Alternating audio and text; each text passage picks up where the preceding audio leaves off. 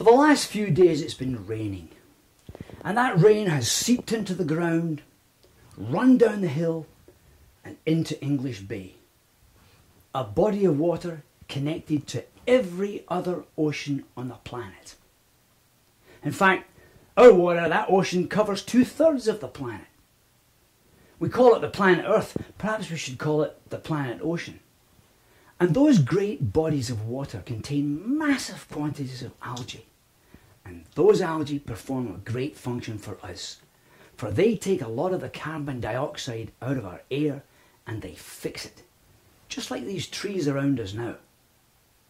As a sailor and a scuba diver, I've explored some of the world's oceans. And one of the things you realise as you sail across an ocean is that the sea is just the other half of the sky. They work together. They affect each other. What happens in our atmosphere affects our seas. What happens in our seas affects our atmosphere. And one of the effects the atmosphere has on the sea is, as it absorbs more carbon dioxide from the atmosphere, the sea can become more acidic.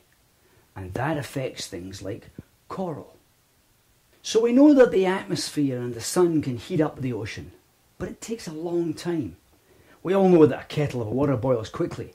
How long would it take to boil a swimming pool? So yes, the oceans are heating up, but slowly. They act as a buffer to that heating effect. So as a diver, I've been privileged to be involved with this wonderfully complex interaction between the sky and the other half of the sky, the ocean.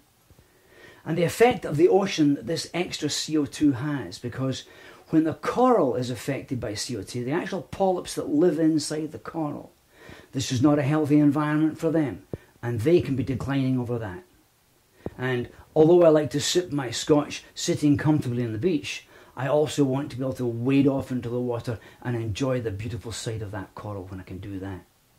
So let's remember this great connection between the sky and the ocean and how that's going to affect us.